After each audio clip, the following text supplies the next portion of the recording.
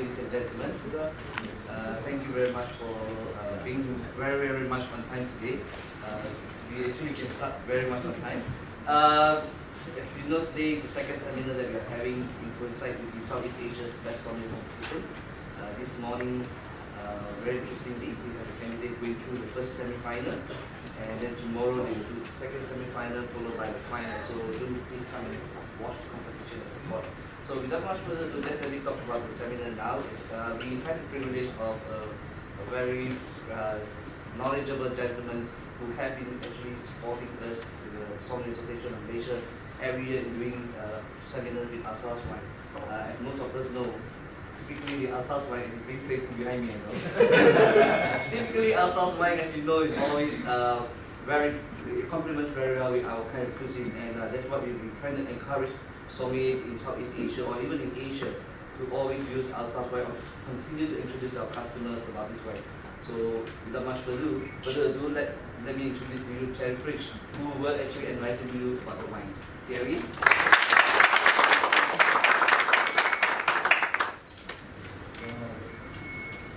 What's going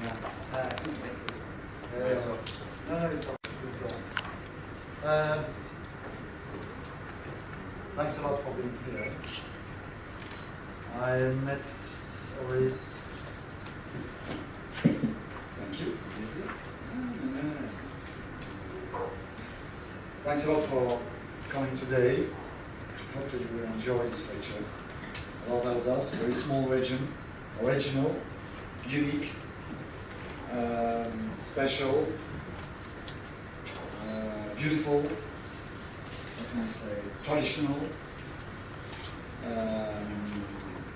It will take about 2 hours, this lecture. First, a PowerPoint presentation. And maybe you've, no, I've seen that one. That's a new one. And I have some new information for you because we've changed the law about 1 year ago, last October, 2011. We changed the law about we have new appellations, so maybe this could be interesting for the sommelier today, because I know that tomorrow morning you will have some theoretical tests. I haven't seen it, so don't ask me what's will be in it. I don't know. So I'm too expensive, by the way. Very expensive, but we can always talk. No, too expensive. I don't know the test. But so 1 hour for this lecture, and after tasting of 6 wines, I expected 7, but unfortunately, the sparkling wine doesn't come from Alsace. It comes from Loire, and my office doesn't represent the Loire Valley. It just represents Alsace. I'm paid by all the wine producers of Alsace, so I cannot. Sorry for that. Taste the sparkling wine, the Crémant de Loire. So 6 wines today, but beautiful wines. All of them, of course, available in this market. It's very important for me because I'm not here to sell you any bottles. You won't have to buy any bottles at the end of this lecture. I'm just here to sell you the image of Alsace, anything else. I don't know, I think it's already gone. It has a lot of job today, but thanks to Roderick and all members of the Sommelier Association for the organization, and also Sovexa, Grégoire and Odile were also gone. They have to prepare the final for tomorrow morning. Thanks to them. Once again, I hope you will enjoy this lecture. If you have any questions, please do not hesitate. I have a lot of answers. I come to Malaysia about once per year. So after that, after tomorrow, it will be too late. So if you have any question, do not hesitate. There is no silly questions, just silly answers. So do not hesitate, okay? A few words about to the sommelier. I attended this morning the semi-final. I'm not a sommelier, I'm an oenologist. That means I worked for many years for different wine producers of Alsace, just to learn my job. I produce wine from grapes, but since 15 years I give a lot of lectures to the Sommelier Association all over the world. Once again, I'm not a sommelier, I'm an oenologist, but I think that I have some words for you. You have a beautiful job, amazing job. with a lot of connections with people, a lot of relations. It's a job of service. Remember that. You don't sell bottles. A robot would do that. You're not robots. You must create relations with the guests, and you have a job of service. And that's very important. The first thing, when remember when jet lag with Vietnam, 1 hour. Qu'est-ce que je disais quand j'étais atteint l'héritage? La première chose, c'était, she was one of my students some years ago. 10 years, no, 5 years? 5 years. 5 years, not 10. Well, you're too young. Yes, the first thing, comes from your point of view. You must know everything. Okay? You must know all the wines you have on your wine list. Because when you're in restaurants, or even if you work for an importer, never mind, or in wine cellar in Alsace, I know a lot of sommelier who work for a wine producer. They sell bottles. People will ask you wine and food pairing.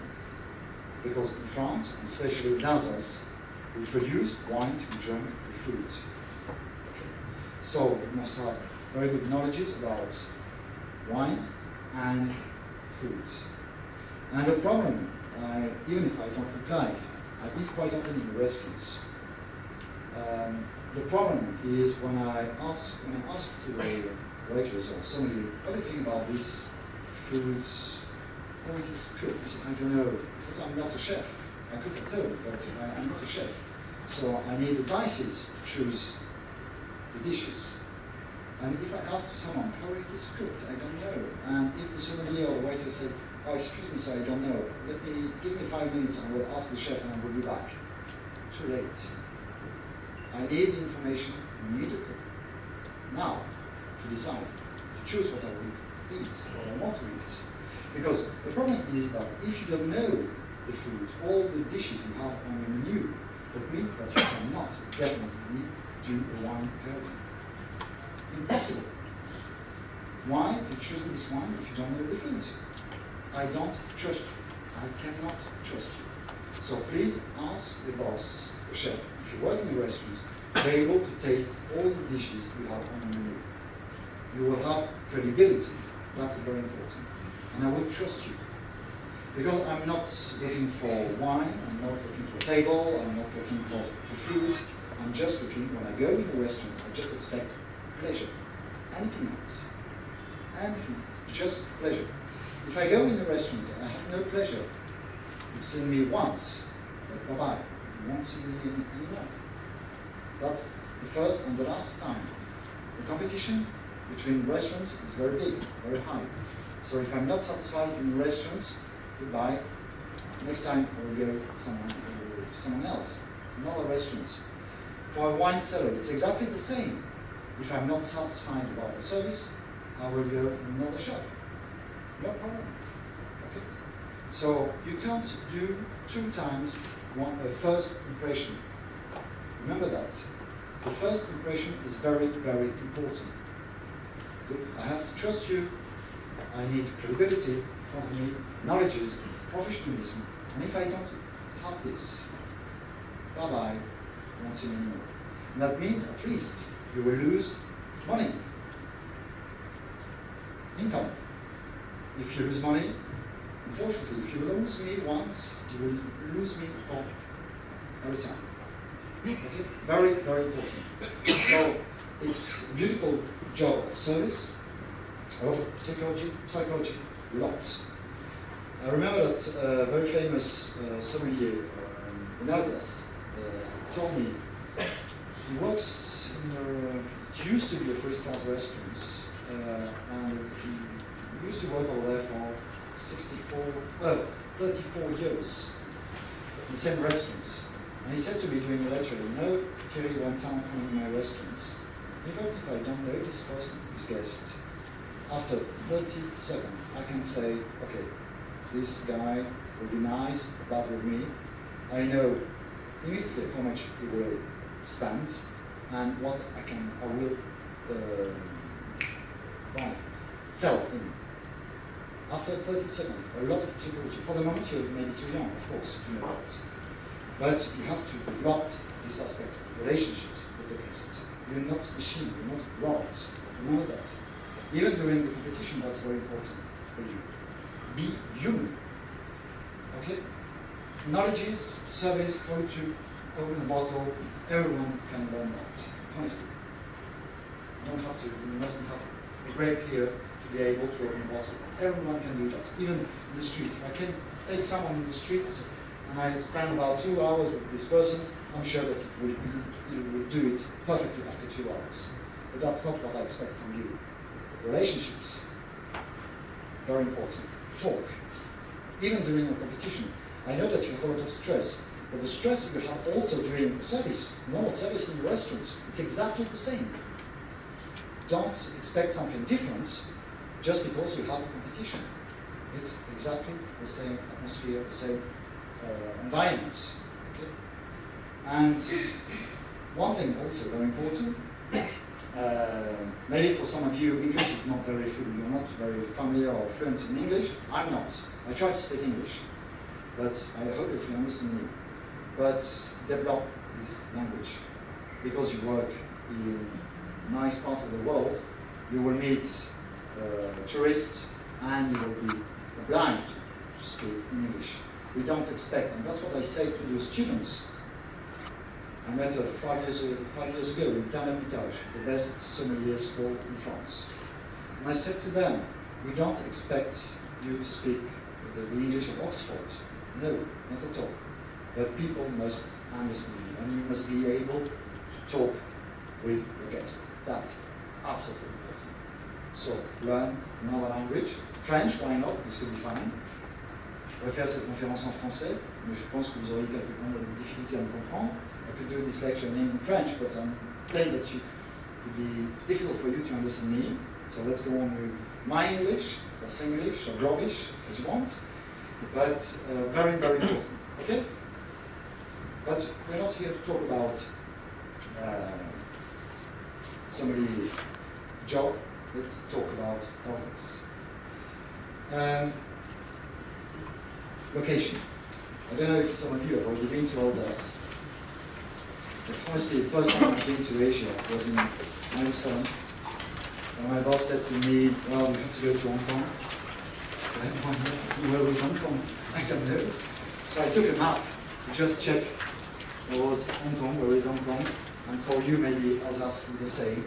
In the most northeastern part of France, just near Germany. A lot of connection with Germans, by the way. My family name, Fritsch, sounds more German than French, but trust me, I'm completely French. I can show you my passport. I'm French. I'm not German at all. But the problem is that, the fact is that the Germans visited us quite frequently during the last centuries, and I must admit that in Alsace we have I can say a double culture, French and German. The location in the most northeastern part of Alsace is very important to explain the quality of our wines. We have a lot of influence. Well, we are nearly in the center of Europe, so a lot of influence from Germany, from Switzerland, from Belgium also. So we developed a type of wines to be matched with our local foods.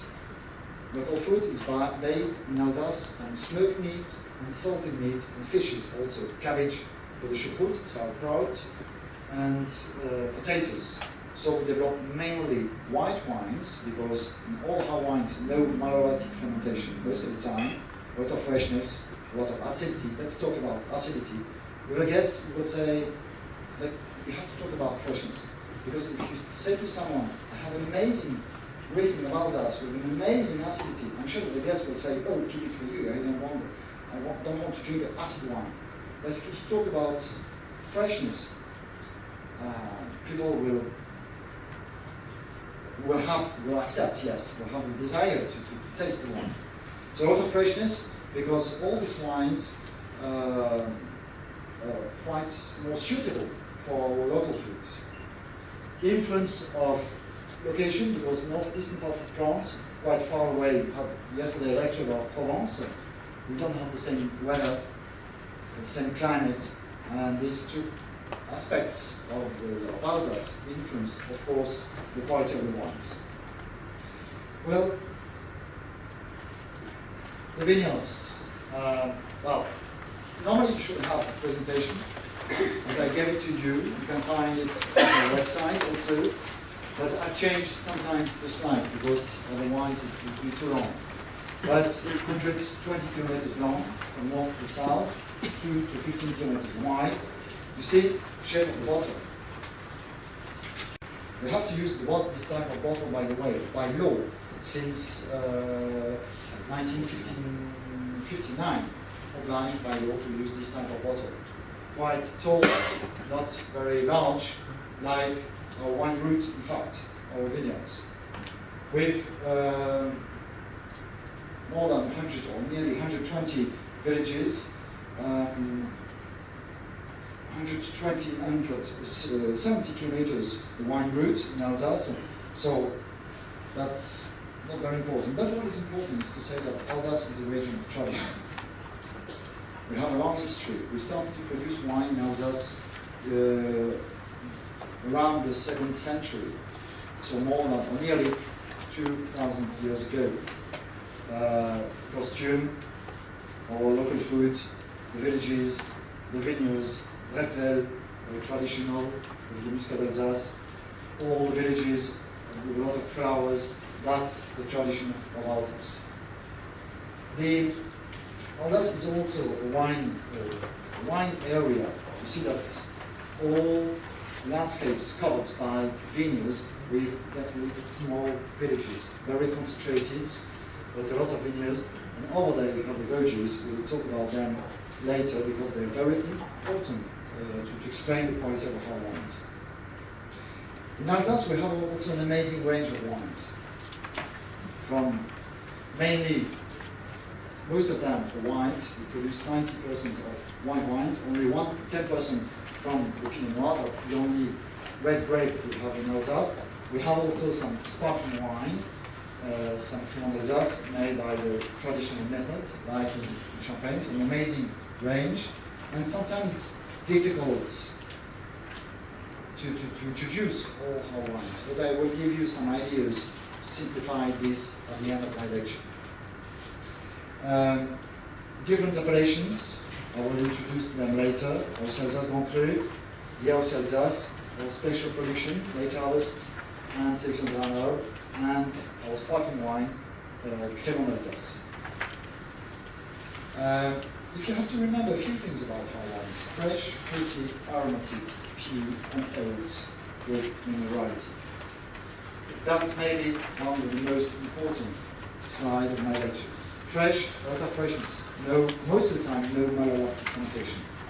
Fruity and aromatic, because my job was to take all the aromas and all the flavors which exist in the grapes and to bottle them very quickly. Most of the time, the fermentation will be done in a stainless steel tank.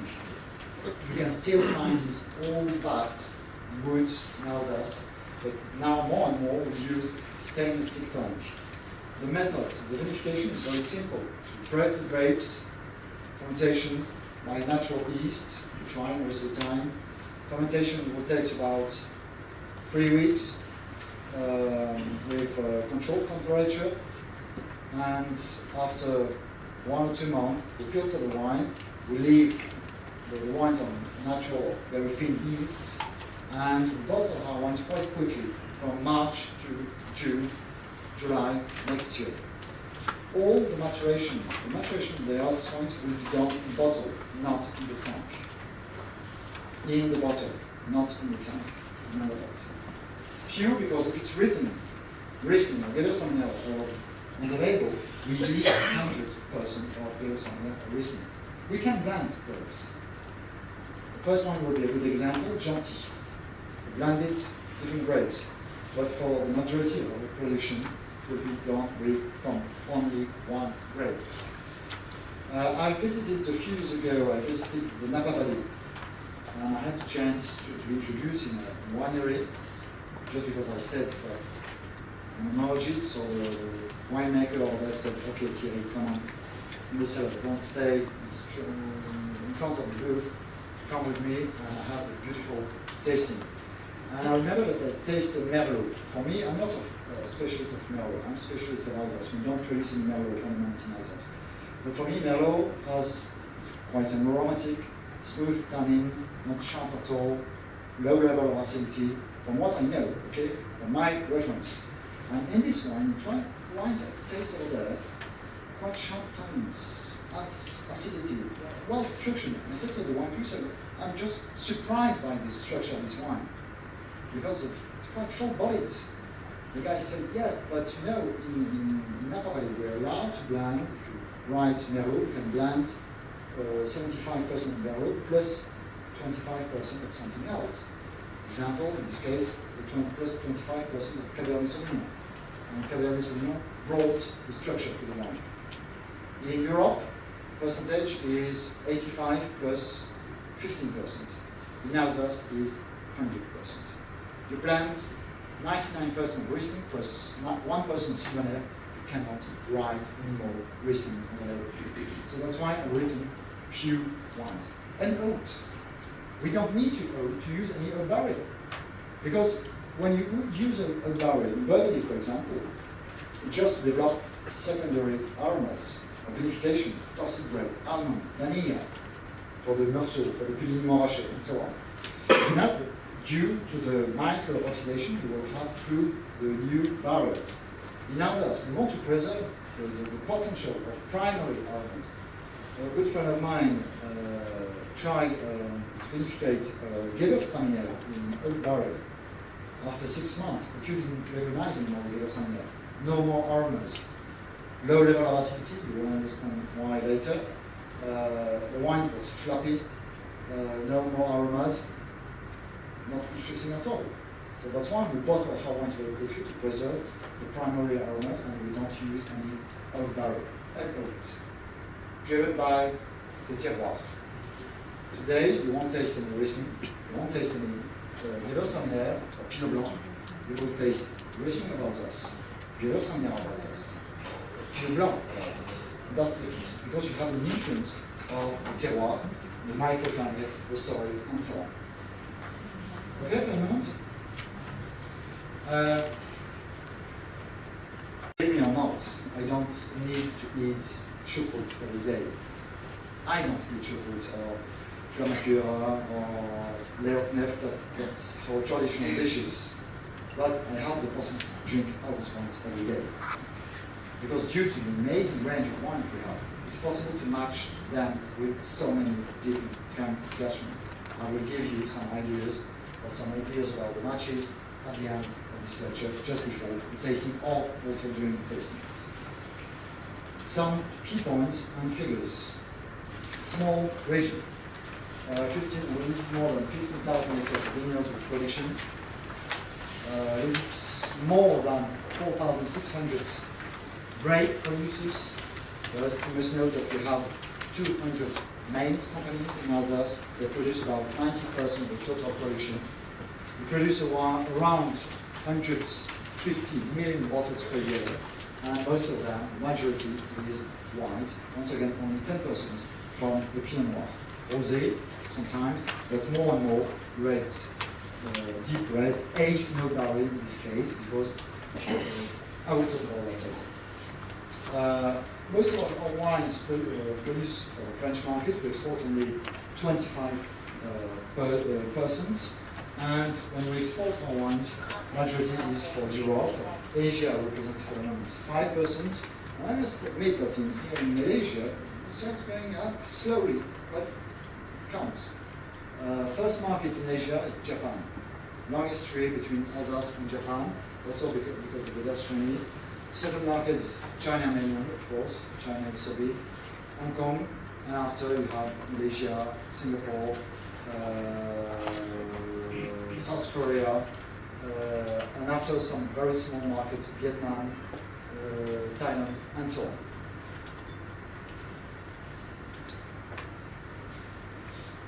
Let's start something more interesting about this. I'm not very sure that they use since the name terroir. Terroir is a typical French name. Difficult to translate in English and German. I've been told in Japanese, Hiroshi is not here, but in Japanese they have a word for terroir. Most of the time people use this name in French in the text, terroir. Terroir is something difficult to explain, the relation between soil, climates, facing wine producer, and Alsace has an amazing and very rich terroir. Terroir, you have natural factors, geology, said before, climate, topography, facing, and human factors. Wine producers will decide which grape you will plant on each soil. I have a special slide to explain you the link between each soil and each grape. Climate. Remember that where we live, we're not in Provence. We are in the most northeastern part of France. But Colmar, the capital of Alsace wines, is one of the driest towns in France, with around 500 millimeters of rainfalls per year. 500, I don't know what are the rainfalls here in Malaysia? 3, 4, 5 meters, 10 meters? 1, 2 meters? I don't know. Around, something like that. But in Alsace, 500 millimeters of rainfalls here. Between 6 and 7 millimeters per year on the vineyards and the fruit yields. On the other side of the Vosges, between 2 and 3 meters. The distance between this point and this point, 30 kilometers. So that means that the Vosges, the mountains, got all the oceanic influences. And that's why we have very low rainfalls here. The facing is very important also. All the vineyards receive the sun from the morning. The spring are pleasant, summer might be very hot. The autumn, interesting because days are hot and nights are cooler. Very important when you want to have a very slow maturation and if you want to preserve freshness and fruitiness. I know that some wine producers try to plant some Gewürztraminer in the south part of France. I had the chance to taste it. The problem is that although they have very warm weather and the nights also very hot and the maturation was very fast. But honestly I couldn't recognize anymore the Gewürztraminer because the warm weather burns all the aromas and the acidity. So you have this difference of temperature between the days and the nights and the end of the maturation is very important in September. And the winter time is very cold, minus 10, minus 15. Last winter, we had minus 26 degrees Celsius in Alsace. Minus 26 degrees Celsius. Quite cold, but dry. Once again, very dry.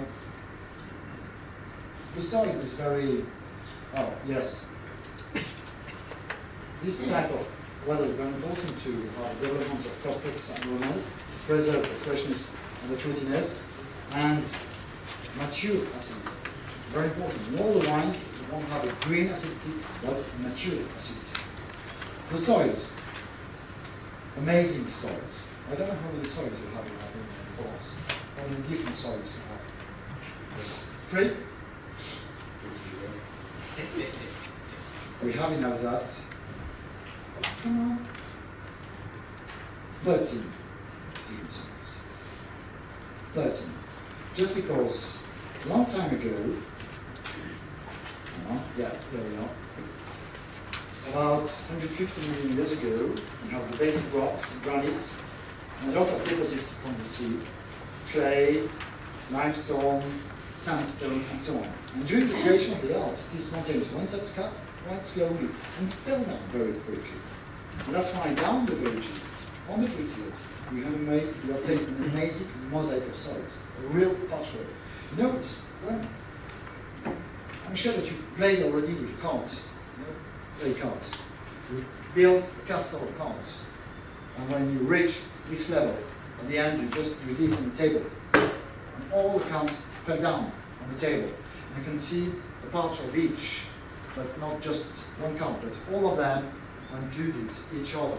And that's exactly what we obtained in Alsace with this mosaic of soils here. A lot of faults, two very important, on the rain side and the Vosges side, and you can see some others. And from 1 meter to another meter, the soil will change completely. And that means that also the wine will change completely. 13 different soils. I always take the example of Burgundy. I've studied enology in Burgundy, at the University of Dijon. In Burgundy, they have, well, let's say mainly two grapes. Chardonnay for the white, Pinot Noir for the red. They have some others, Bouillon de Bourgogne, Gamay, some Aligoté also, but they use mainly Chardonnay for the white and Pinot Noir for the red, because they have mainly one type of soil. It's a mix of clay and limestone soil. In Alsace, we have 13 different grapes, because we have 13 different soils. And we understood that it was impossible to adapt one or two grapes to so many different soils. That's why we have this grape biodiversity. We have 7 main varietals. I will explain them now. Sauvignon, Pinot Blanc, Riesling, Muscat, and so on. But on this slide, I try to summarize them. Here we have the structure. My structure in alcohol, fatness, glycerol, and here freshness, acidity. You see that Muscat d'Alsace and Sauvignon, low level of structure, but some acidity. Pinot Blanc, Pinot Gris, well balanced between the structure and the freshness. Of course, Pinot Gris will be more full-bodied than simple Pinot Blanc. But Pinot, the same roots, the origin of the two grapes is the same. Trademark of the Riesling is, of course, structure, but acidity. That's the most complex in terms of structure. Nearly with the Sauvignon, a lot of structure, but always a low level of acidity. One dimension is missing in this one, aromas. Just imagine that you have another dimension which comes to you with the aromas.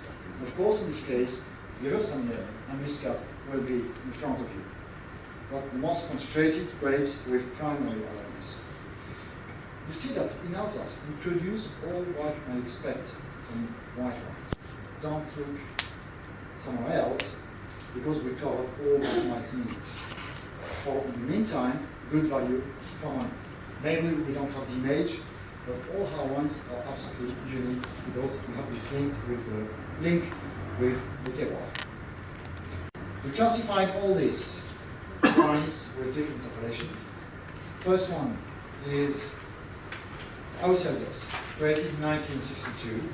For this appellation, we are mainly looking for the taste of the grapes, of course, with the terroir influence of Alsace, of course. On the label, you will find the name of the grape variety which has been used. Here, for example, Pinot Gris from the language Berger.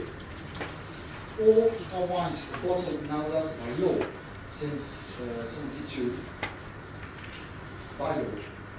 But you can find some Bordeaux, maybe some Provence, I don't know, but some Burgundy, some Loire, bottled in Britannia, why not? Or in China also, it's possible, but not in Alsace. All our wines are bottled in Alsace by law.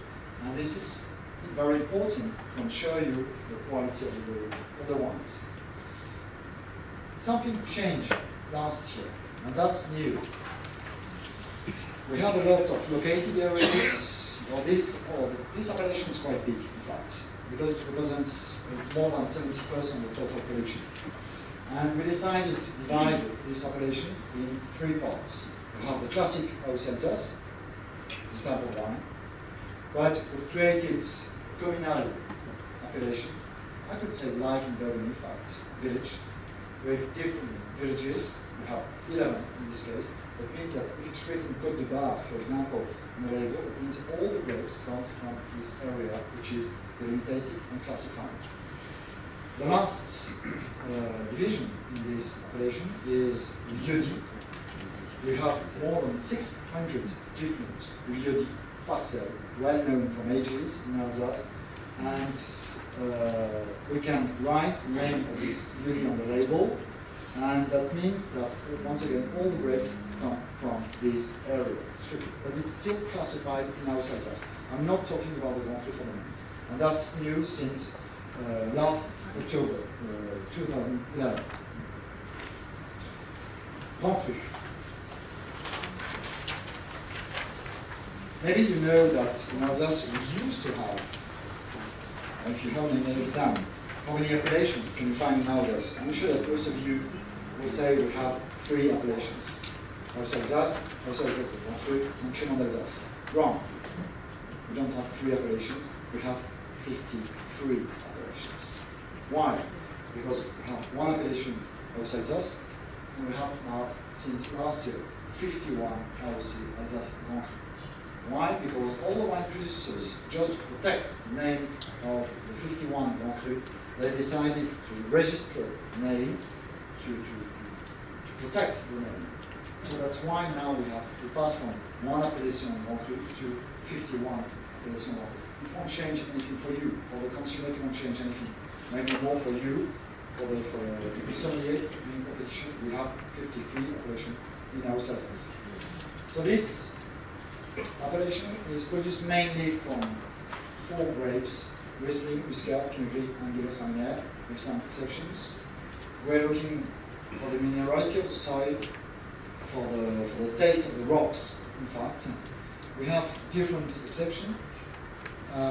These 3, you must know them. And very important that you must know, normally we produce 1 grape or 1 wine with only 1 grape, but for the Altenberg Bergame we're allowed to blend some grapes, same for the Käferkoch, the last one which has been classified in Alsace Grand Cru, and for the Tottenberg we introduced in 2005 the Sylvaner, absolutely unique in Alsace, but you must know that. That's maybe the most important slide of my lecture. The effect of each soil with grape. I made this slide from my own experience, but I think that like all the fruity wines and the sturdy wines. Fruity wines will be produced mainly on granite, and now let's say granite soil. The granite, in this case, will boost the grape variety. The wine will be open quite quickly. After 1 or 2 years, the wines are open. You can enjoy them. You can read them. They're open, full-bodied, with a thin, elegant acidity, and opens quite quickly. On the opposite, produce what I call stony wines. In this case, the terroir boosts the grape variety. In this case, the terroir will change the structure of the wine. Example, limestone or calcareous soil, when I heard you say this, lemon aromas, grapefruit aromas, but with an amazing acidity. Other wines. With marl and limestone, full-bodied and well structures. Clay, nearly tannic. Remember that I'm talking mainly about white wines, no red at all. Okay? But even in the white wine, you can feel some astringency like tannins. In schist, the wines are a little bit austere, quite close on themselves. They definitely need time. Organic soil, but full-bodied, smoky aromas. But for all these wines, sturdy wines, you need time. 4, 5, 6, 10 years, sometimes more.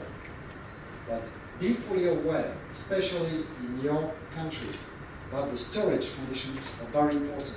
I'm talking about white wines, no red. They're not protected by the tannins. I had a chance not far away from here in Singapore some years ago to taste some beautiful Riesling from very special, well maybe the most important, the most famous Riesling from Alsace, Riesling Clos Saint-Hume, Trimbach. Okay?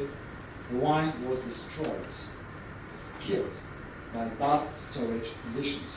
You need no more than 15 degrees Celsius. The temperature must be stabilized, the same one from the beginning of the year to the end of the year, absolutely stabilized, and you must avoid the big differences. And please ask the wine producers to send the wine in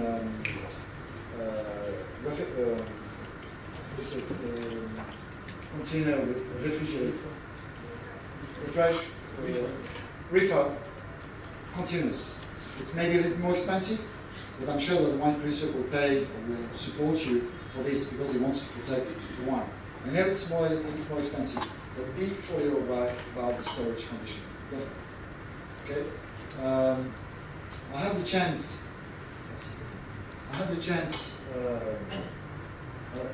This is not just for Alsace, as I said before. I had the chance to taste some Pinot Noir from Burgundy, from Bordeaux, in France, de mon concurrent côté Tidot, une bonne Romanée, d'autres compagnies. I taste the wines on barrels. And I remember that I taste different wines, and I've been surprised to taste a wine with very smooth tannins, very open. All the wines were quite austere, Côte de Nuit. The wine needs time. But for this barrel, for this production, special production, the wine was very open, 1 year old, smooth tannins, thin acidity. You look at me and say, well, what do you think about this wine? I said, oh, it's funny because this reminds me of the Pinot Noir we can produce on granite soil. The guy said, yes, you're right, because granite means sand most of the time. He said, on this area, on this parcel, I have a lot. It was a Chambolle-Musigny. I have a lot of sand, and each year the wine is open quite quickly. So please, this is not just for Riesling, this is not just for Gewürztraminer or Pinot Gris or Alsace. In my opinion, this is for all the grapes you might find, but of course with low yields. No more than 50 hectoliters per hectare. Because in this other wines, you will lose the terroir effect. You will find Grand Cru in the best restaurants all over the world. And once again, do not hesitate to keep them for a long time, 10, 15 years, no problem at all, especially for the Riesling or the Pinot Gris. We have two special productions, late harvest and selection on Granola. Gift from nature, gift from the earth. We can't and we don't want to produce them each year. We need special climate conditions, some fog in the morning, a lot of humidity, and the novel fungus Botrytis cinerea, and hot afternoon. It's a trait, the sugar and also the acidity. It's very important. And after it depends the level of the richness, we will produce some late harvest or some selection de Granola. Just depend the quantity of natural sugar. We can't chaptalize, of course, this type of wine. Chaptalization is absolutely forbidden by law. But they're rare, they're difficult to produce, difficult to obtain the balance between the acidity, alcohol, and the sugar left, residue sugar. So we don't and we cannot produce them each year. In the meantime, it means also they're quite expensive. Crémant d'Alsace, last production, sparkling wine. Unfortunately, once again, we can't taste some of them today. But 15 years ago, when I started this job, the Crémant d'Alsace used to represent 14% of the production in Alsace. Now it's more than 23%. It's booming. You can find Crémant in different parts of France. Crémant, not just sparkling, but Crémant, Alsace, Jura, Loire, Bourgogne, Crémant de Crémant, Die, Lillois, the Claret de Die, Limoux, Bordeaux. But Alsace, we are the leader in France for the Crémant d'Alsace. Mainly made from the Pinot Blanc. You can use also some Pinot Gris or Pinot Noir, some Auxerrois, some Riesling, some Chardonnay. Methods exactly the same like in Champagne, 7 fermentation in bottle. Good value for money, definitely good value for money. There's a big business to do with the Crémant d'Alsace, trust me. Also an amazing range, just because we use a lot of grapes, and the classification, different dosage, it's exactly the same like in Champagne. We produce mainly extra brut, or brut, that means less than 12 grams of sugar left per liter. Demi-sec and sec, quite rare. Honestly, it's not my cup of tea because when you have 15 grams of sugar left with bubbles, with acidity, the mix is strange. But, well, some people enjoy it, but that's not what I'm looking for when I drink a sparkling wine. You will say that the Alsace wine seems to be quite complex, difficult to understand. Yes. you're right. But that's why we divided the grapes or the wines in two categories. If you have to introduce some wines to guests, or if you work in a wine shop, you can divide the wines in two parts. First, the fresh and fruity wines. I'm talking about Sommelier, Pinot Blanc, Riesling, Muscat, Light, Pinot Noir, Rosé, and Crémant. That's the first category. In this case, we will look mainly for the freshness. The first one is Sommelier. Don't forget the Sommelier. The sea is not very far away from you. We have a lot of seafood. The wines open quite quickly. Light in terms of aromas, not very complex. Some grapefruits, fresh grass, a lot of freshness, refreshing, light, dry, easy drinking, for the seafood, for the buffet, for quiche Lorraine, tarte à l'oignon, and so on, for some buffet, mainly. Not a big potential for aging for this type of wine. You have to enjoy it after 3-4 years, the wine must be drunk, of course. That's the first step. And after you have the Pinot Blanc. Pinot Blanc is maybe the best way to discover the wines. Pinot, remember, means balanced, well-balanced wine. You have both freshness and fatness or structure. Pinot Blanc is very easy, not very complex in terms of aromas, easy to match because well-balanced, not very concentrated. You can enjoy Pinot Blanc from the beginning to the end, or lunch or dinner without any problem. In my opinion, it's maybe the best way to discover the old wines. Good value for money, very good alternative to the old Chardonnay. You can find it all over the world. We sell a lot of Pinot Blanc all over the world, but be fully aware that all dishes must have a low level of sugar. Okay, not too complex. Because if you want to match a wine with some food, very important rule: light wine with light dishes. Strong dishes need also well-structured wine. If you enjoy a Pinot Blanc with some very spicy dish, my God, don't just drink water. The result will be the same. If you enjoy a very light dish with a Sélection Grenoble, if you won't taste the dish, because the wine will overcoat the taste of the dish. Very important to respect this rule. So that if you have also some omelette or some all the dishes made from eggs, the Pinot Blanc varies. It's like a Canadian wine, in fact. You can match it with so many different dishes. The next one is Riesling. I could talk about the Riesling for hours and hours. Unfortunately for me and for you, I don't have enough time. But I'm a fan of Riesling. I think that during the last century, we talked a lot, the last millennium, we talked a lot about Chardonnay from all over the world. But trust me, during this century, people will talk more, will drink more Riesling than Chardonnay. Because they want freshness, purity, elegance, wine for the food. It's very, very difficult to appreciate a Riesling by its own. When we talk about Riesling, when we enjoy a Riesling, imagine immediately what kind of food could be matched with this wine. It's a wine for the gastronomy. It's not a gastronomic wine. I don't know what means a gastronomic wine, by the way.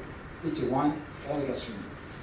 The nose, deep nose, complex, austere, close on itself, with white flowers, white fruit like peaches, pears. Sometimes the wine might develop some petrol aromas. I'm not talking about gasoline, okay?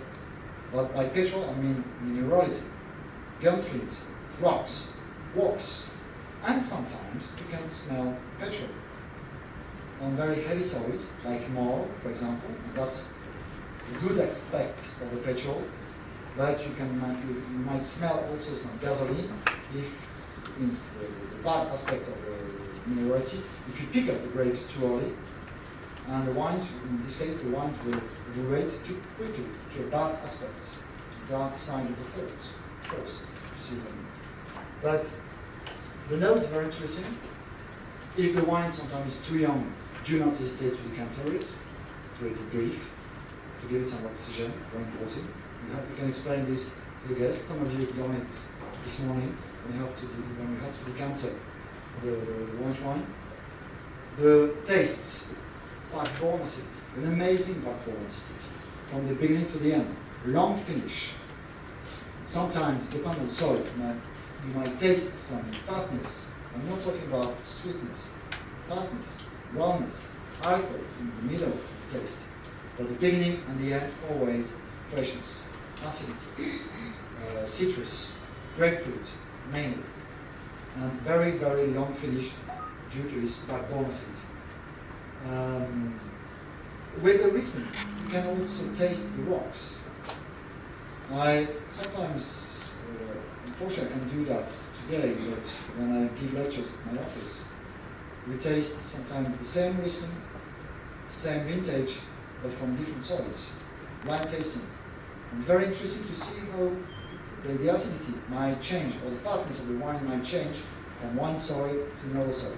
That's, to me, to feel the terroir, to taste the terroir, the Riesling is the best way over the world. You're surprised maybe to see some gauches with white wines. In France, there's a law which says that when you eat the cheese, you have to open the best red wine you have in your cellar.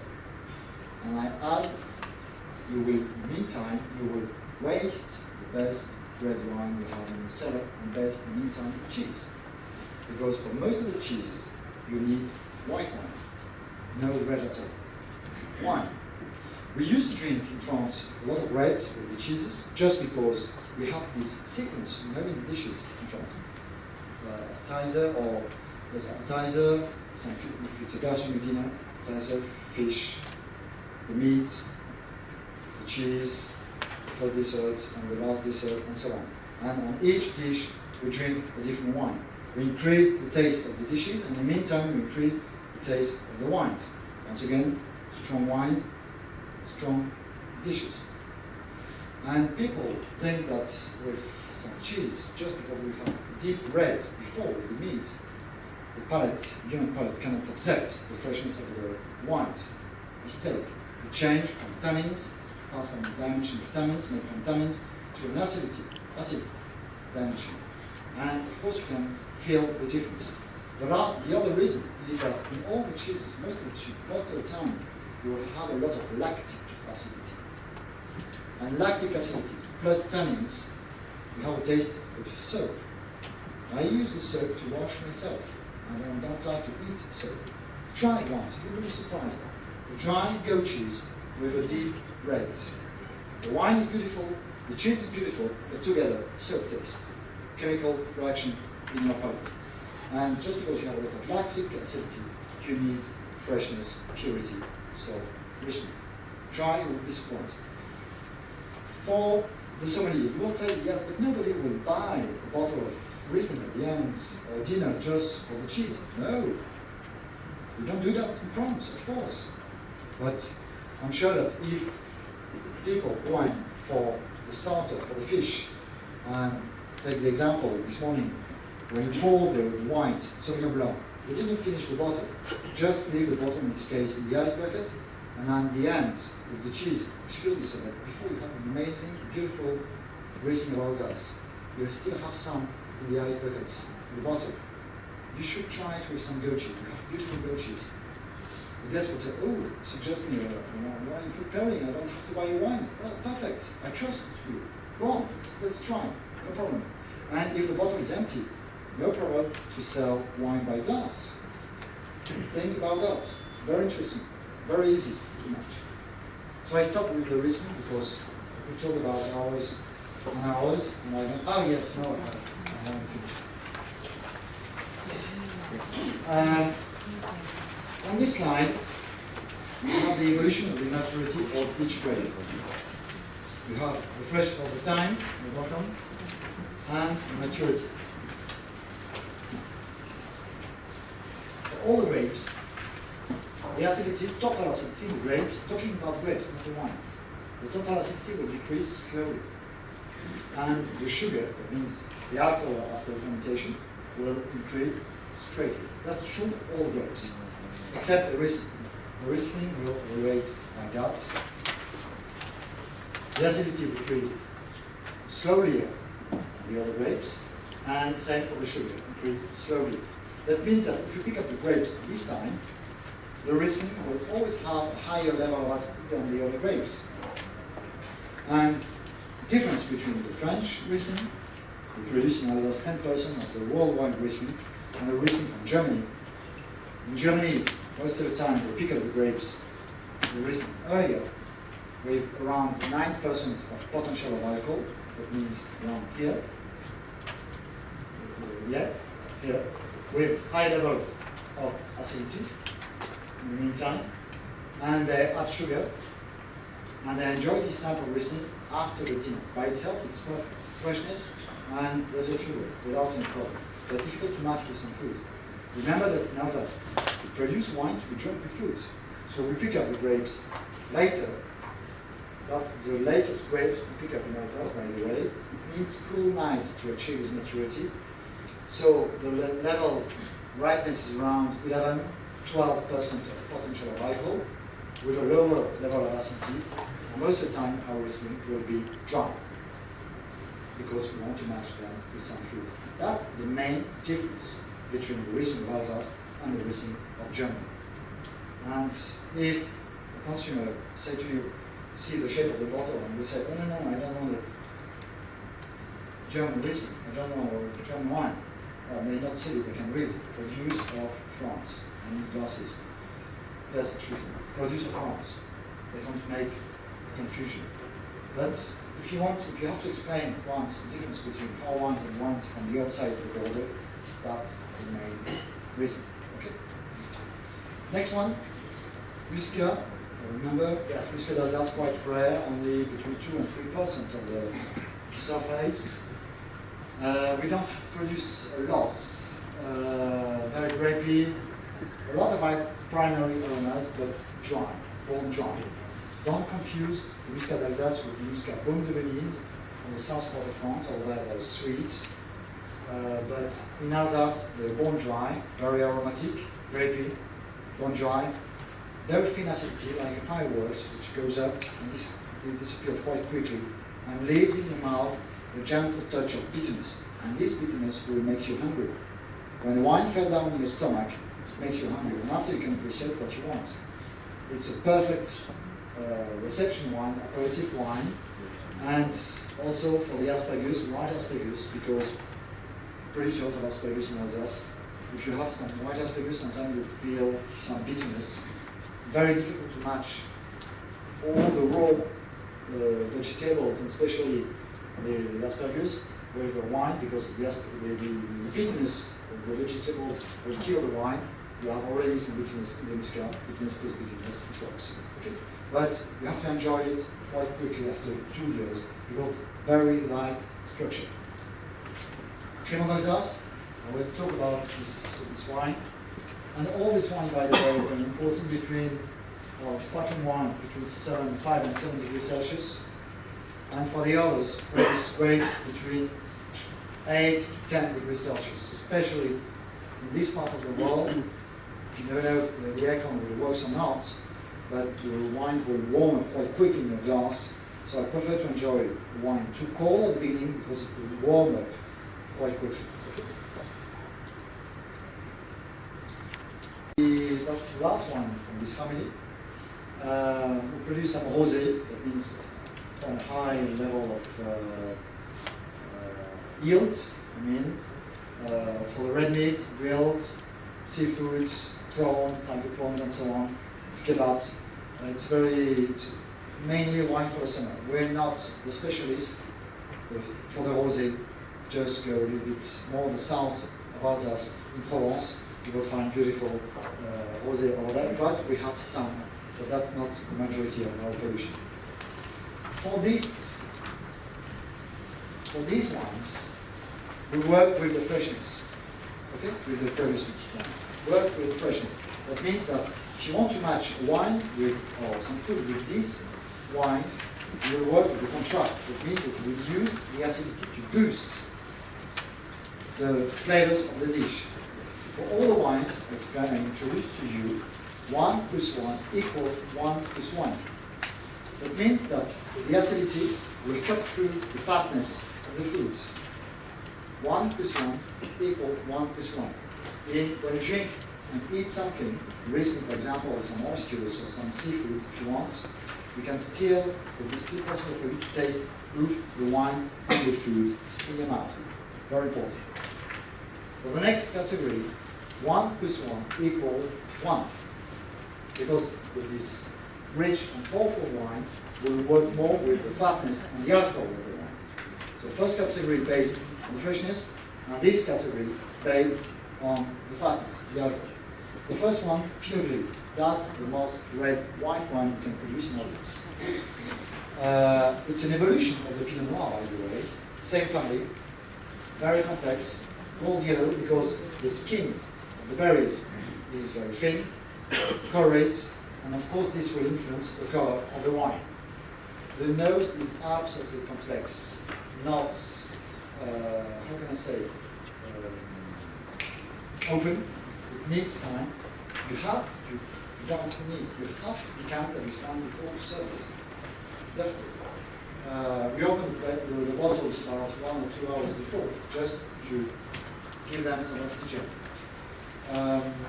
Nose is very complex. Fresh and dried fruits, fancy, apricots, honey, smoky, underwoods, dead leaves, mushrooms, and so on and so on. Pinot means balance, but with a higher concentration than a regular Pinot Blanc. So it's open, rich, but always has always a good freshness. And that's a perfect wine for the foie gras, for the pigeon, for the duck, also for the white meats, for the veal, for the poultry in general, the Beaufort, Comté, Appenzeller, Parmigiano, and so on. It's beautiful also in late house or Sélection de Grenoble. If you want to enjoy red, try Pinot Gris. You will be surprised. It works. It's a double link or the double match between the aromas and the fatness. Gewürztraminer, that's maybe the most famous wine we produce in Alsace. Maybe the most difficult to pronounce. Even the French guy had some problem to write Gewürztraminer. Gewürz means spicy. It's a spicy evolution of the Traminer. It's a very young grape because during the Middle Ages we have already some Pinot Noir, some Sylvaner, some Riesling, but we were able to produce some Gewürztraminer by the end of the 19th century only. Full-bodied, rich, lychees, mangoes, passion fruits, pineapple, honey, roses, and sometimes if the vintage is very hot, very warm, you might feel also some spices like cinnamon, peppermint, clove also. But full-bodied, rich, sometimes gentle, sweet, with always a very low level of acidity. I think we'll have a slide, yes, back to the same slide. You see, the acidity of the Gewürztraminer will decrease quite quickly, and the potential of alcohol will increase very quickly. That means that if you pick up the grapes here, the structure of the wine will be based more on fatness than on the acidity. But fortunately for you, just because of the soil, just because of the climate we have, and this difference of temperature at the end of the maturation of the grapes in September, we can preserve some freshness in the wine, especially in the wine we will taste in a few moments. Spicy fruit, sweet and sour, but mainly spicy fruit. French people, I'm not a specialist of the Asian food, okay? They're more specialist than me, of course. But for the French people, for the European, when we have something very spicy, we love to not overcoat, but to slow down the spices, and the Gewürztraminer is absolutely perfect for that. Try it once and you will be convinced. Pinot Noir, low yield, it means that we can produce also some deep red aged in barrel for the red meat also, but that's a general trend in Alsace. Maybe because of the global warming also, we're able now to adapt the grape to a special soil, limestone and clay, very important, low yields, no grey rot on the skin. We're talking about Pinot, so the skin is very thin, very sensitive to the grey rot. So we need special condition to produce this deep red Asian oak barrel. It's a very small part of the production, but we're able to do that more and more. And of course, at the end, no. Okay, we'll talk about that in a moment. I didn't know that was in the annex, but here you have the equator data, yield, and here we have yield concentration. The more you increase the yields, the more the wine will be diluted, but that's straight. The decrease is straight for all the grapes. Except the Pinot Noir, it started to decrease like that, and suddenly the concentration fell down very quickly, and after it continued to decrease slowly. In Alsace, when I was talking about the Pinot Noir Rosé, in 75 hectoliters per hectare. Now, that used to be the general production of Alsace. More and more we produce this type of wine. Some wine will produce around 50 to 60 hectoliters per hectare, quite colored, tannins, but still some freshness. But more and more, with very low yields, we're able to produce this type of red, like Oenologist, like Paul Blanc, the special, the Menuret, in Alsace, the specialists of this type of red. It's difficult to make a difference between Burgundy wine and Alsace wines in this case, whereas the aim of Alsace, that people enjoy them, so we produce them. Okay, the last wine will be Lighthouse in selection number rot. I don't know if I have another slide. No. Yeah, that's the last one. We already talked about wine food matches. The great street wines, Lighthouse and section number rot. The main difference between Lighthouse and section number rot is that for Lighthouse we just concentrate, we try to concentrate the identity of the grape variety. It will be a super Gewürztraminer, super Pinot Gris, and so on. It's still possible to match them with some fruit, with some, just avoid dark chocolate cake with Gewürztraminer Lighthouse. Otherwise you will have just bitterness. Okay? But fresh fruits or honey, it's possible. Blue cheese, Stilton, with the Gewürztraminer or Pinot Gris, the Lighthouse, interesting. For the Lighthouse, we can still talk about meaningful matches. For the Sélection Grandeur, the wine is so concentrated that the question is not what kind of wine, what kind of food, sorry, I will enjoy my wine. The question is who I will enjoy this wine. So just a glass to finish a dinner like fireworks, it's perfect. I'm just a bit late. Sorry for that. Before to enjoy the wines, do you have questions? I have some answers. Last thing is that you must know that in Alsace we are nearly the leader in France for the organic and biodynamic production. About 20%, 15% of the surface produced on organic and biodynamic. Well, not because it's not a marketing aspect, but just way of life, to be sure that the kids and our kids and the kids of our kids will be still able to produce wines in Alsace. That's it. Another question? Are you thirsty? It's a good question. No? You're not thirsty? Okay, bye-bye. Thank you. Let's start. Let me have a look at the paper.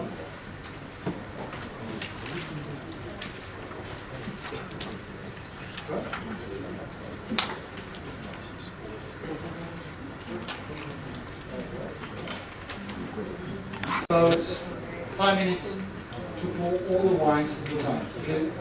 We start from number 2 to number 7. The sparkling wine today. From number 2 to number 7. So please give us 5 minutes, and I will start the tasting. Okay?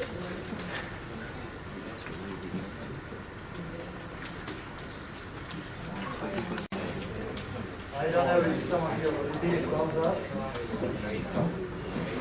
But I would like to show that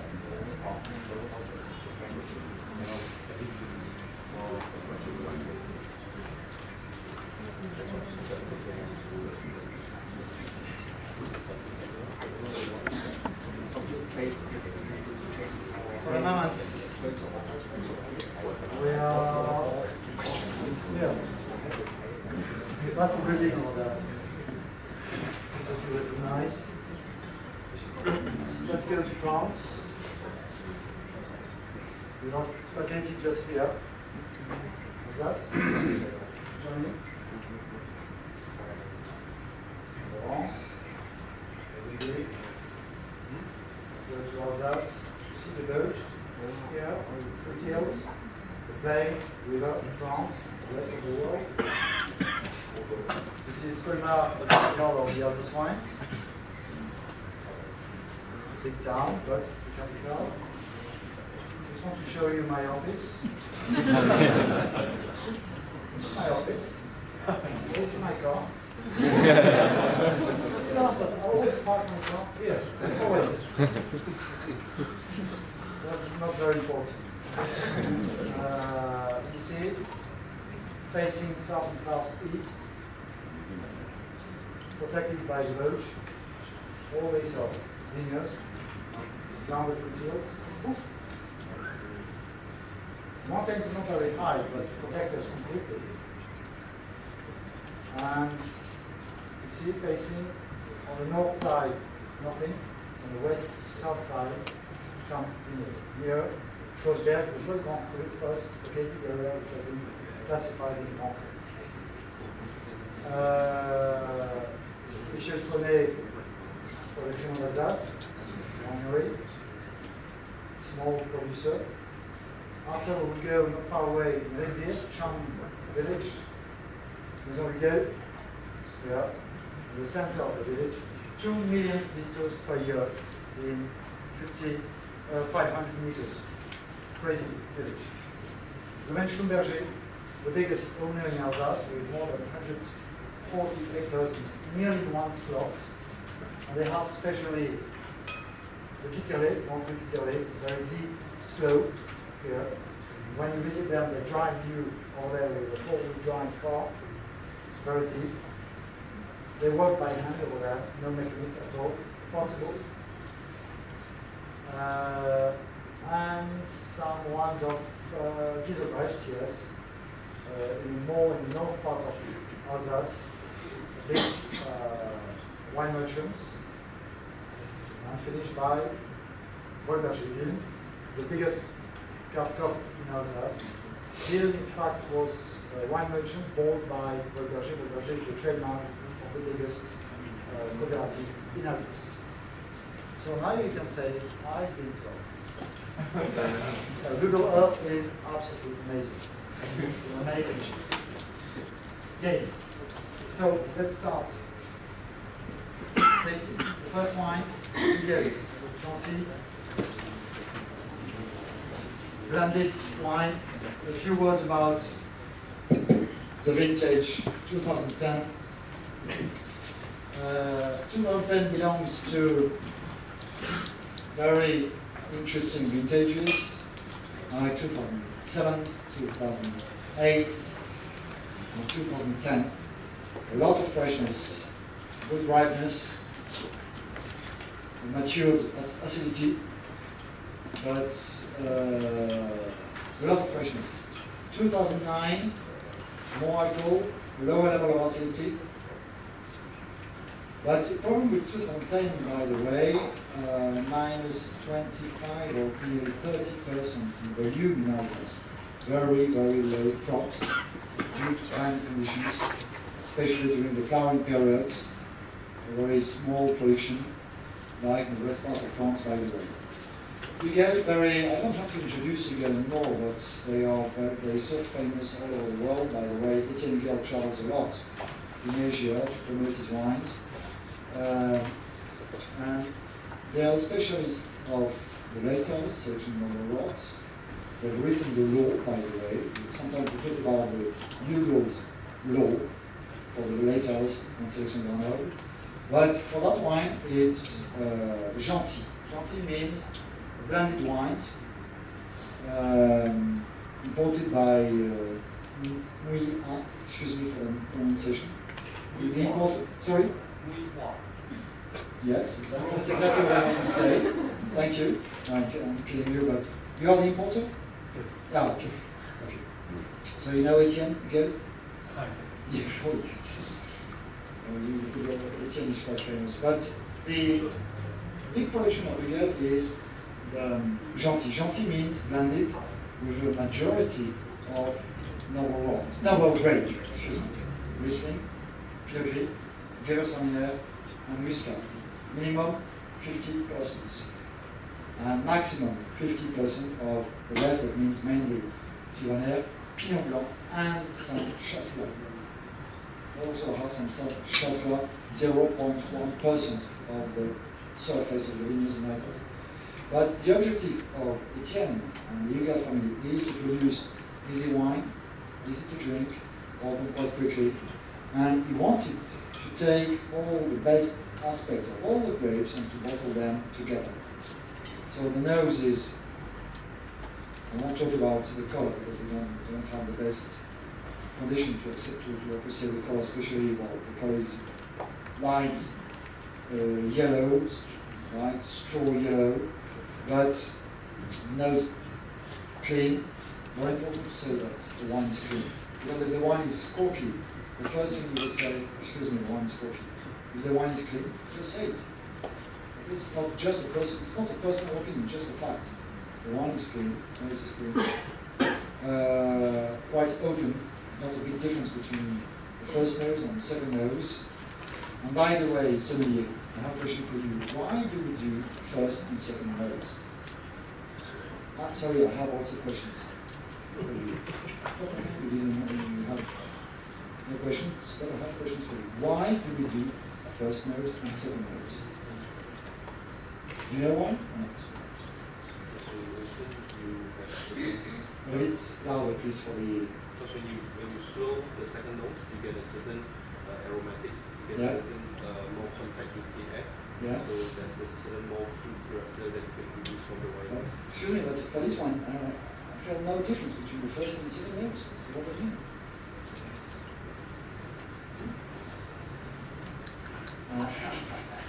And why we don't do a third nose? Fourth nose? Fifth nose? How we pass from the first nose to the second nose? From the first nose to the second nose, what do you do? What for? Wine. What do you do when you give oxygen to the wine? What do you do?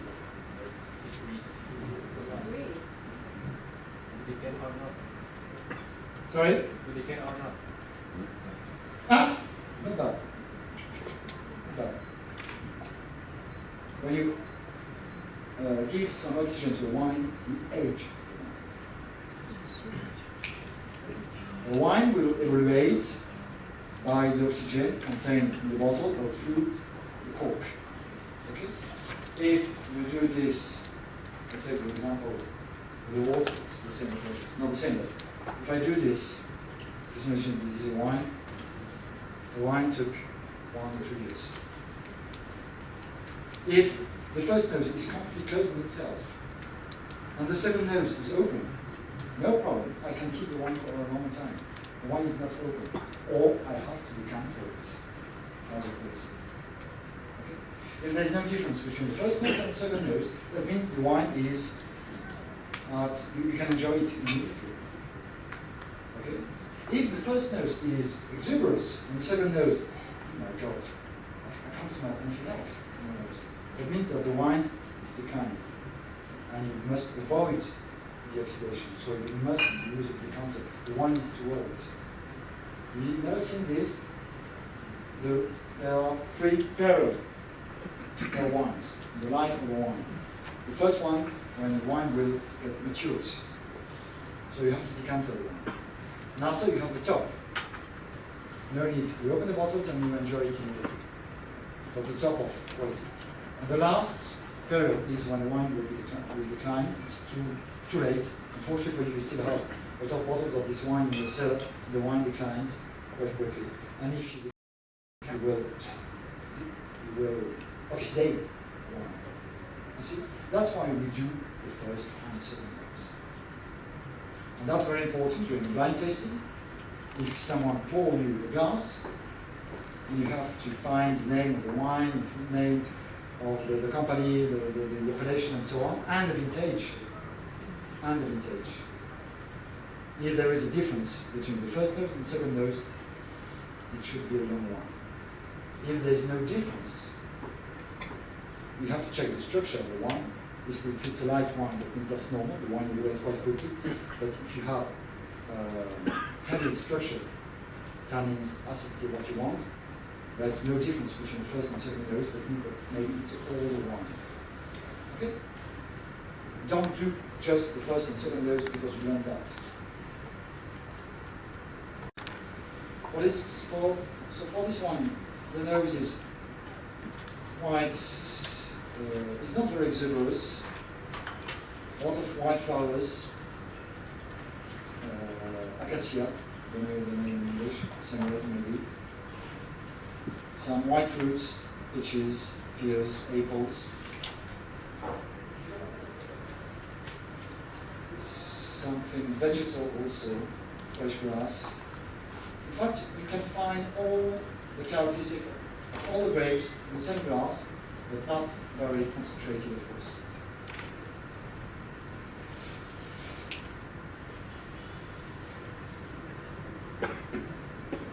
Nice crispy acidity. Quite short of the taste. The wine is dry. Some fatness in the middle of the taste. Short finish. The short finish, even if you can feel some bitterness in the aftertaste. Short finish because a wine is long if you can both smell and taste everything for a long time. If you just have acidity at the end, it doesn't mean for me that the wine will be long. Okay? This one has a short finish with some bitterness. Simple wine for simple fruit. Steamed fish. If you have some ideas, go on. I know the wines, you know your fruit. Any ideas? Come on, Sommelier. Just imagine what you serve in your restaurants, what you have in your restaurants.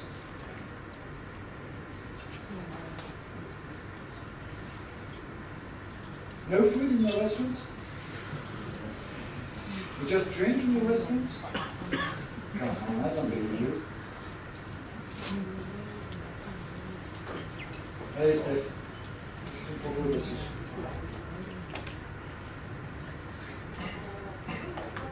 Yeah, we'll talk.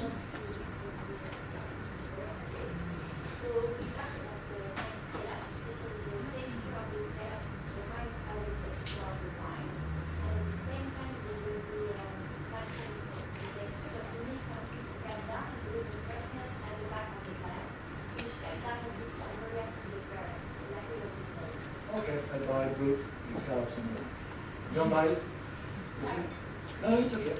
How do you cook the scallops? Just pan fry?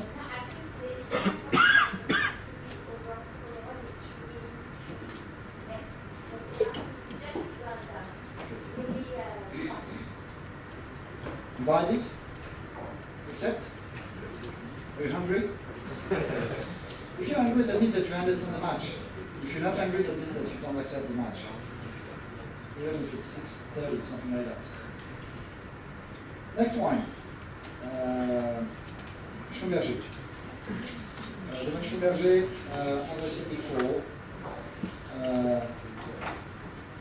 the biggest owner in Alsace, biggest wine producers, 140 hectares in one spot in south part of Alsace and Guebwiller.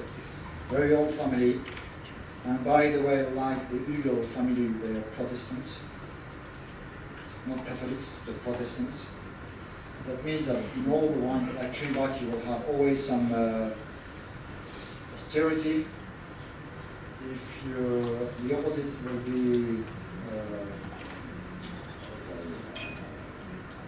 Giselbrecht, the Catholics. If you know the wines of Domaine Weinbach, Domaine Ziegelbrecht, the Catholics, the wines are more open, richer, with more alcohol. For the Protestants, the wines are a little bit more austere. There's a real influence on the style of the wine, a link between the style of the wine and the religion. Schlumberger, the importer is here. No. Name is Namichan. No, nobody, unfortunately for them and for me. But they don't hear. What I can say about Schlumberger is that, in my opinion, they improved the quality of the wine a lot since 10 years ago. I know that, 15 years ago. Well, they were always on top for the Grand Cru, but they improved the average quality, which is called for them the Prince Abbé. It's the Alsace, classic Alsace for Schlumberger. They improved the quality, and for the normal grapes, Riesling, Muscat, Pinot Gris, and Gewürztraminer, for all the Alsace classic Prince Abbé, sometimes they disclassified some grapes produced in Grand Cru, and they disclassified them in Alsace. So the wines are a bit richer, but more structured, and they're more deep in the meantime. But Pinot Blanc, we can't produce any Pinot Blanc in Grand Cru in Alsace, so that one has been produced. It's a vintage 09, so rich,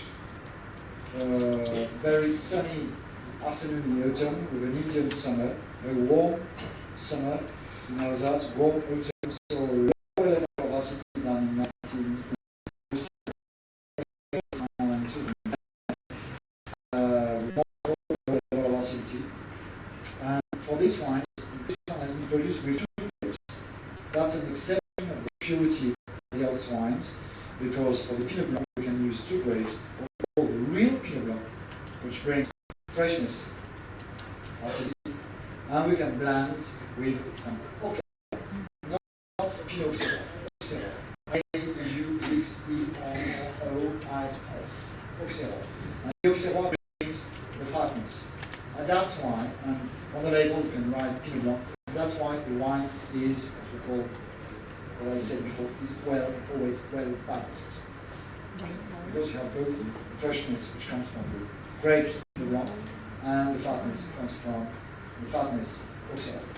The nose, always very discreet, always. Even if, for this wine, we have some ripe fruits, peaches and pears, apples, but quite ripe, gentle touch of apricots, lower level of flowers than usual in Pinot Blanc.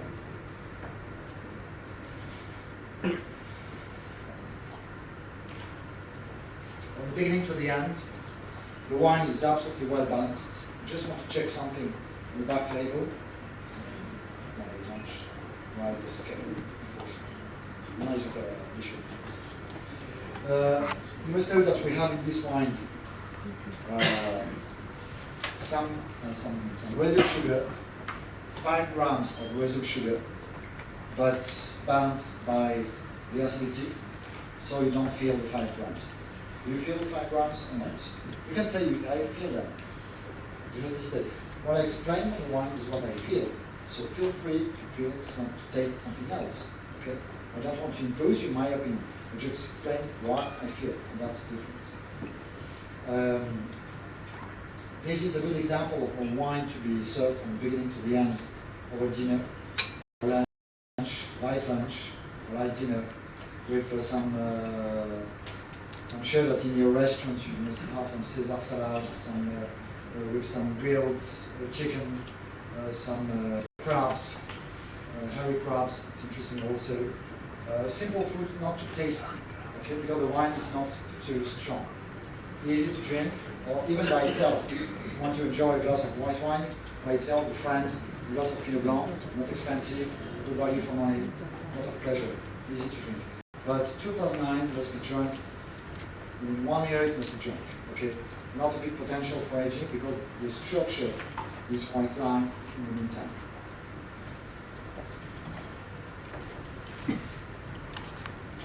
You agree or not? If you have to add something else, do not hesitate, okay? No? It's okay? 2009, Giselbrecht. And you can see that with this wine, so Giselbrecht is a wine merchant located more on the north part of Alsace. The town is Dambar-la-Ville. The town is Dambar-la-Ville. Let's go back over there. And at the end. One. Here we are. It's more the north part of Alsace. And all over there, surrounding Dambar, you have a lot of granite soil.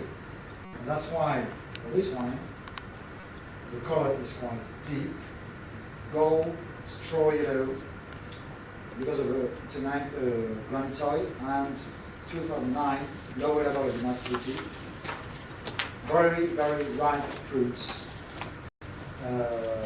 some rocks, some minerality, some quincy, honey. Quite unusual, I would say, for Riesling.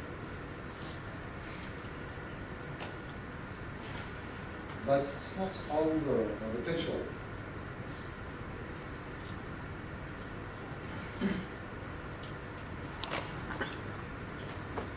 I prefer the taste than the nose, personally, because you have this very crispy acidity from the beginning to the end. Let's have a taste together. I'm not here anymore. I'm back in Alsace, in my kitchen. You're in your kitchen too. Okay, just imagine your kitchen in your mind.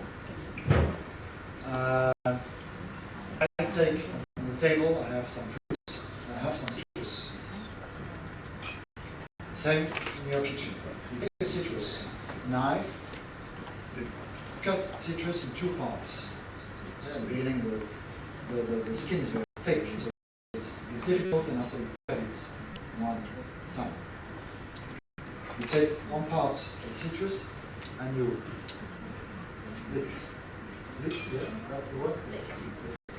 Lick it.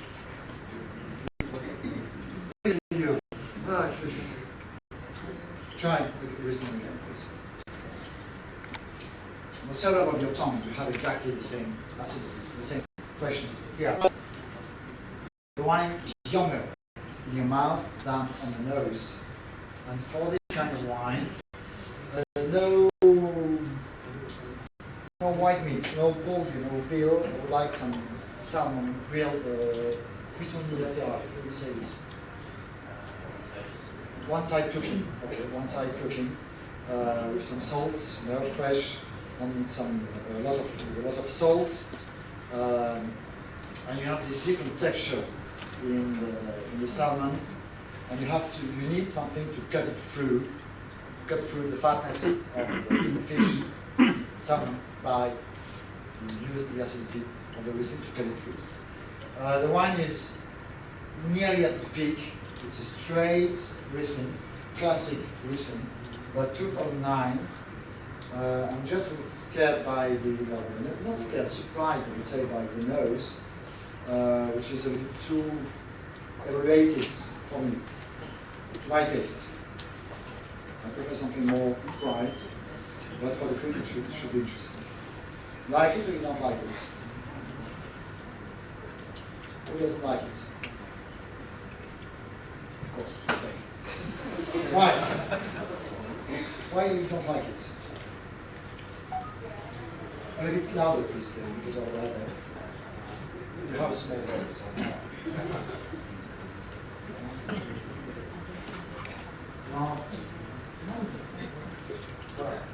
I'm always scared when I give comments in front of Mr. Fritsch. I have never been a big fan of the petrol aromas, which are typical from Alsace. And on the palate, I have the freshness, but actually I found the fatness much bigger. And I don't say it's not balanced, but for me, it needs the kick of the freshness, the dynamism behind. Therefore, I'm not a big fan.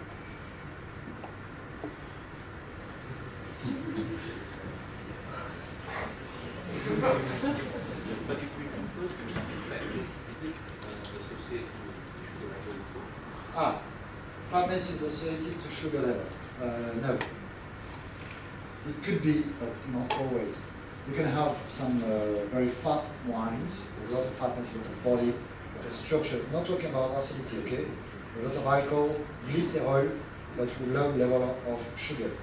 In the meantime, you might feel some sweetness, even if the sugar left, level of sugar left is low, because the alcohol and glycerol, they have also a sweet taste. Okay? But in this case, for this one, what do you have? It's a granite solid.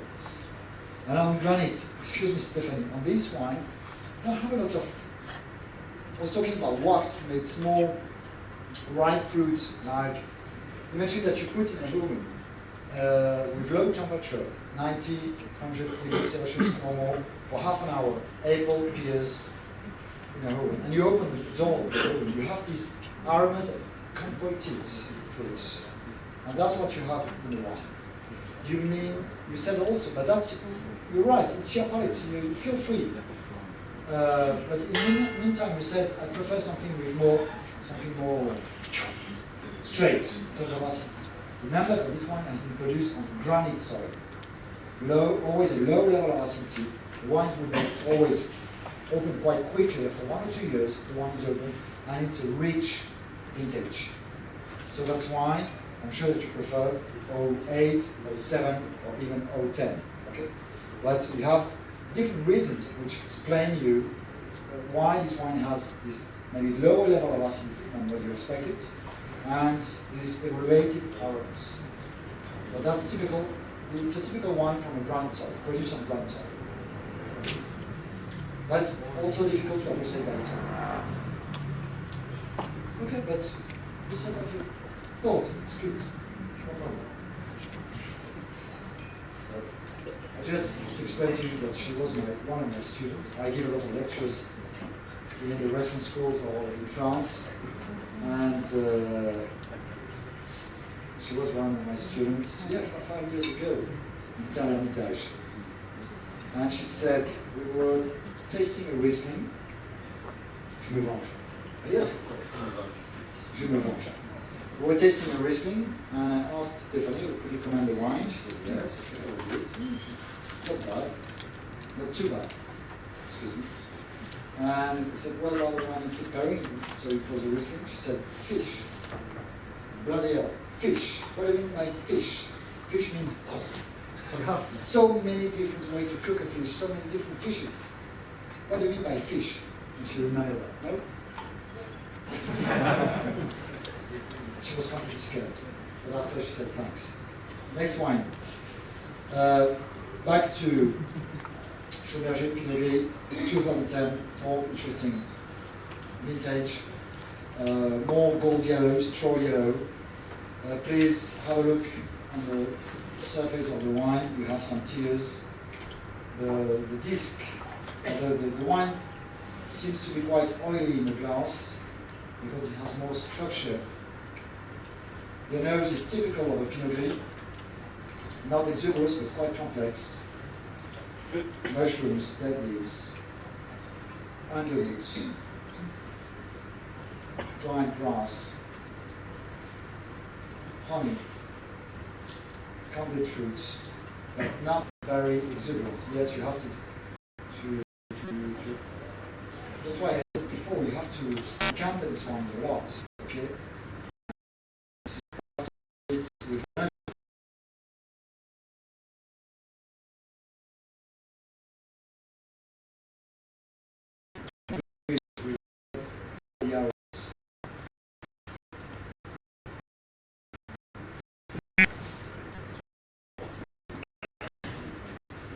The wine is a bit more complex than the three first, with more fatness.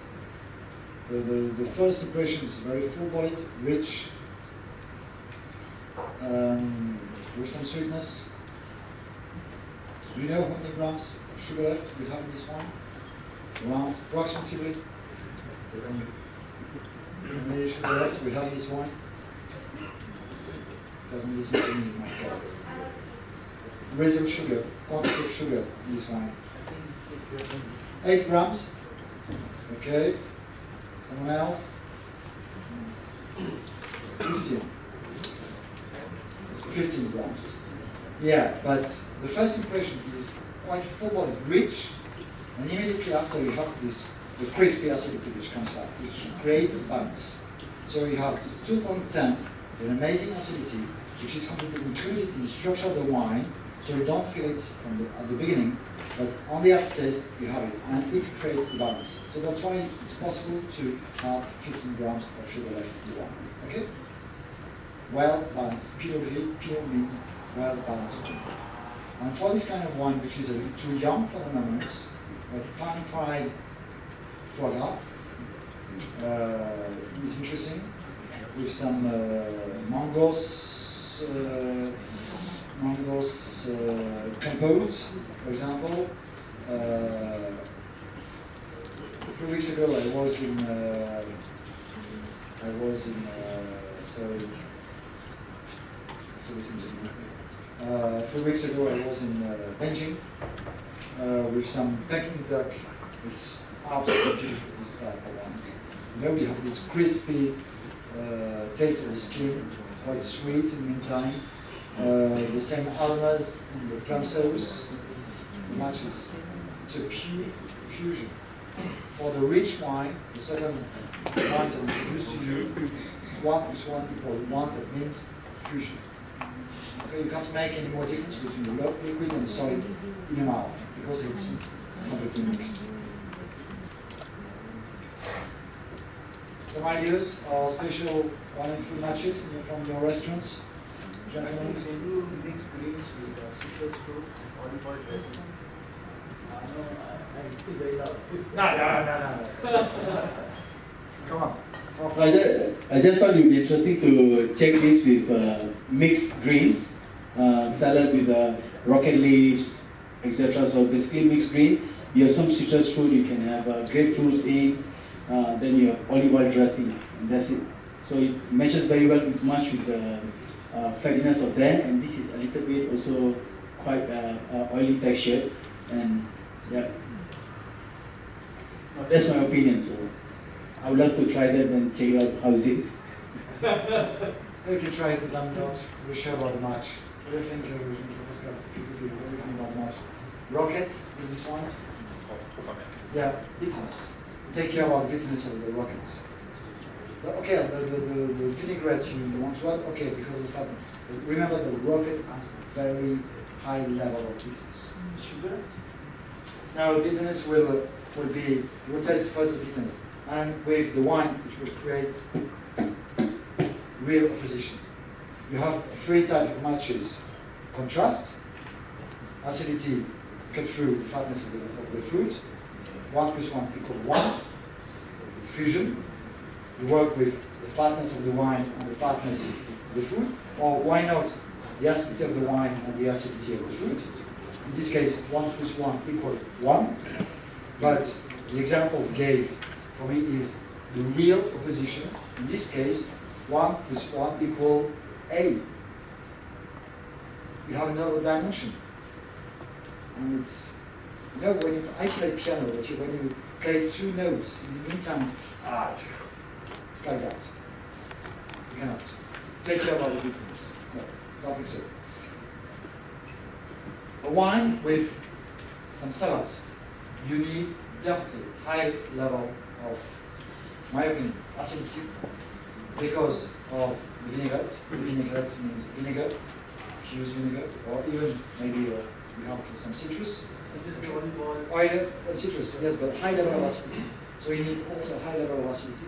And the match will be done with the acidity, but take care about the bitterness of the raw vegetables. But not for this one. You will waste the wine on the rocket. So mentioning just now about the 8 grams of olive oil and 6 grams of Yeah. how would you actually evaluate the weightage within your panel in terms of knowing Experience.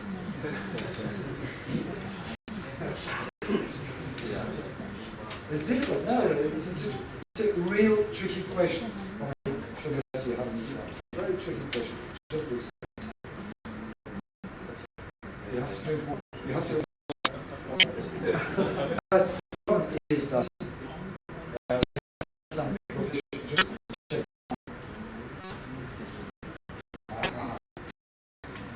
10 minutes. 10 minutes more. It's okay. Okay, 10 minutes more. Sorry. Alsace, you had a reputation produce, you used to have a reputation produce quite sweet wines. That's the case. Now, more and more producers on the back end, you find scale 1 to 10, 1 to 9, 1 to 9, 1 is borderline, 10, 9 is sweet, and they balance. Quantity of sugar is not important. This one has 10 grams, this one has 10 grams, 50 grams. What do you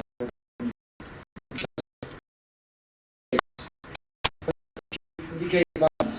Okay, from 1 to 10, this one grams 2.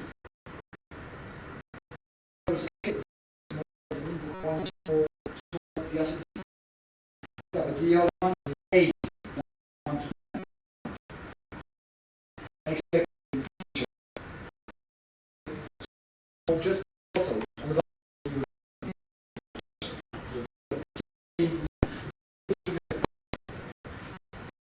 just you.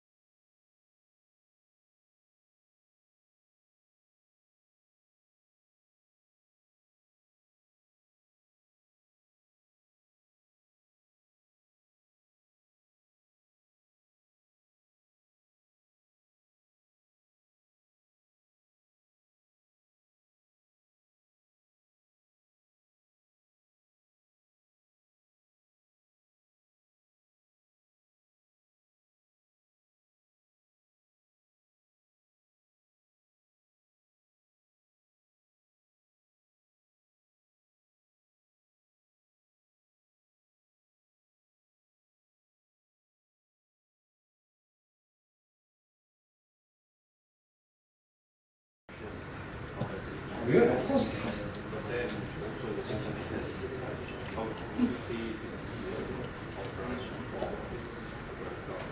You have to taste. You have to taste. That's your job. That's not my job. That's your job. If you select a wine, you have to taste it. Remember what I said when I started my lecture. You must know all the wines and all the dishes you have on the wine list and on the menu. You must know them by heart. You don't buy a label, you don't buy a box, a case of wine. You buy a wine, you buy a structure, you buy something to match with the food which is cooked in your restaurants. So you have to know the wine, you have to taste it before you buy it. That's not my job as a consumer. It's your job. You pay for it. Two last wines. Diverses manières. Domaine Vilme. Vilme from Roberger. Big company, 2011. more well-balanced vintage. All company, there used to be a wine merchant, and now they're bought by COP. Wine, even if the wine is 2011, has a straw gold yellow, deeper yellow than the others. Nose is rich, open, elegant, but powerful. Faded roses, lychees, mangoes, passion fruit, exotic fruits, tropical fruits. No spices at all. With mainly roses and first fruity and after only roses.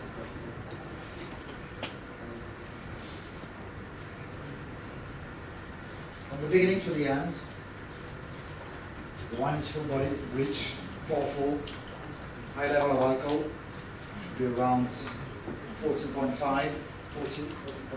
of alcohol. Some residual sugar, but it's not a syrup.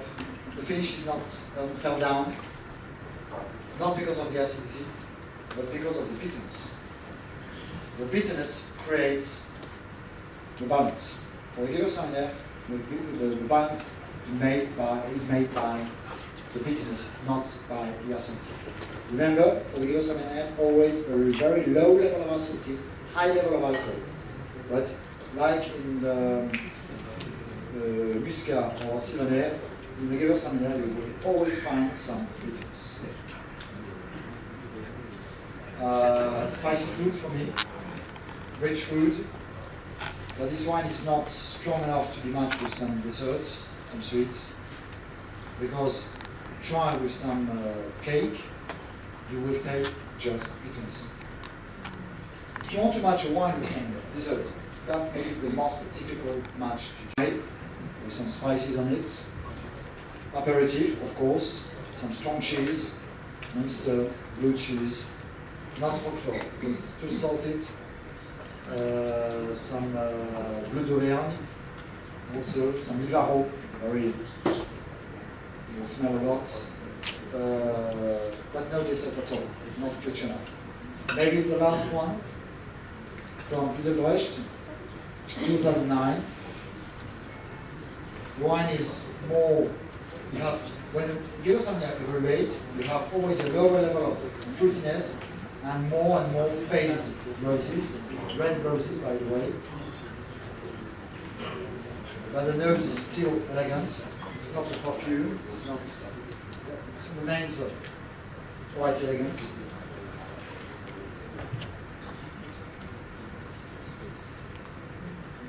And I think that the vintage is different, but this one is 2010 instead of 2009. Yes. You have more acidity, the wine is a bit more crispy, still with this bitterness on the aftertaste. And once again, that's not a wine for the desserts. It's not sweet enough, it's not rich enough, even if you have a low level of acidity and high level of alcohol. The wine hasn't enough sweetness. Let me check the difference between the two.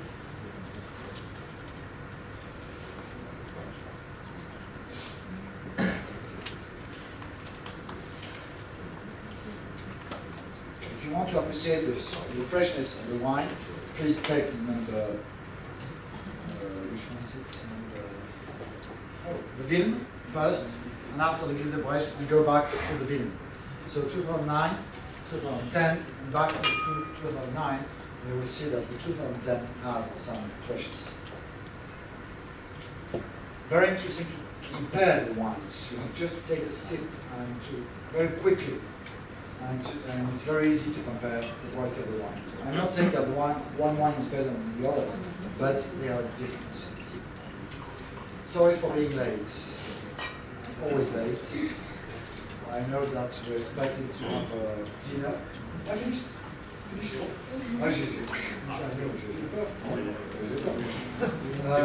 Just, I know that Odile and me, I know that you have a feedback form in front of you.